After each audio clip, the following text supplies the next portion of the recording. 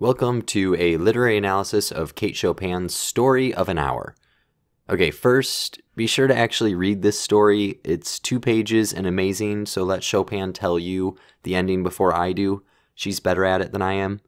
If you've done that, I'll meet you after the intro.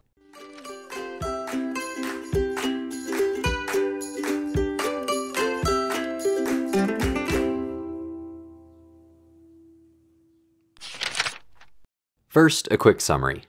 Mrs. Mallard's husband dies in a train accident. Her family and friends try to break the news to her very carefully since she suffers from a heart condition. She then retreats to her room in sorrow, but soon another feeling overcomes her, and as scary and guilty as it feels, she can't help but rejoice over the new freedom she will have in her day-to-day life.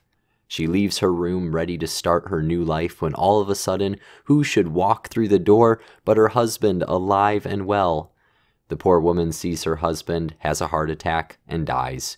Her family and the doctor conclude that she must have died from joy, where we, as the readers, are led to believe her death was more than likely from disappointment. So while this story doesn't take long to read, there's a lot of details and techniques at play. First off, Chopin makes heavy use of irony, which is one of the most difficult terms to define. I mean, Alanis Morissette couldn't even figure it out. But in its broadest sense, irony is when the opposite of what is expected to happen, happens. This can be situational, like a fire truck on fire, verbal, like the sarcastic compliment you gave your friend the other day, or dramatic, when the audience or reader knows crucial information yet to be discovered by a character. Like in Episode 2, Attack of the Clones, when Obi-Wan Kenobi tells Anakin that he will be the death of him. Obi-Wan is condemning Anakin's driving, but the audience is thinking about Episode 4, where the greatest of all the lightsaber battles takes place. In Story of an Hour, dramatic irony lets the readers into Mrs. Mallard's inner thoughts, mainly that she actually finds hope in her husbandless future rather than despair. This inside knowledge allows Chopin's ending to hit with particularly memorable meaning. But what is her meaning? Many of Chopin's works, including her most famous novel, The Awakening, addresses the massive discrepancy between male and female autonomy. Story of an Hour follows a similar theme. To a modern reader, a spouse feeling excitement over the death of their husband appears cold and even psychopathic. Yet, when we consider that at this time, 1894, most women went directly from being under the supervision of their fathers to the supervision of their husbands, the idea of finding a sense of freedom in widowhood is understandable to say the least. At this point, you might be thinking, oh, the husband was a dirtbag, that's why she's excited for life without him. But the power of this short story lies in its details, which actually present a positive, loving relationship. Take, for instance, our protagonist's thoughts on her presumed-to-be late husband. She did not stop to ask if it were or were not a monstrous joy that held her.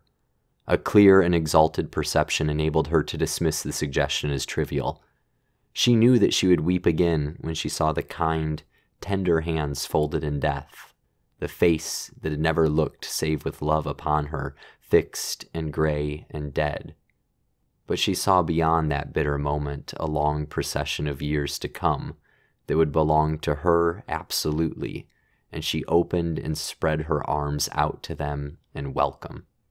So this joy the protagonist feels is perhaps even monstrous, and that's because her husband always looked and acted toward her in love. But even a good marriage can stifle a person, and that's where Chopin shows her brilliance as a social commentator. Had the husband been a piece of scum, anyone reading the story would attribute the woman's joy as freedom from abuse. But because the marriage is good, readers ask themselves, could this apply to my marriage? Which I, too, thought was good. I think Chopin would say that society has set women up to be put down, and that it takes a conscious rewiring of our behavior to not play into those repressive roles. After all, you want your significant other to be dying over seeing you come home from work, but only in the metaphorical sense.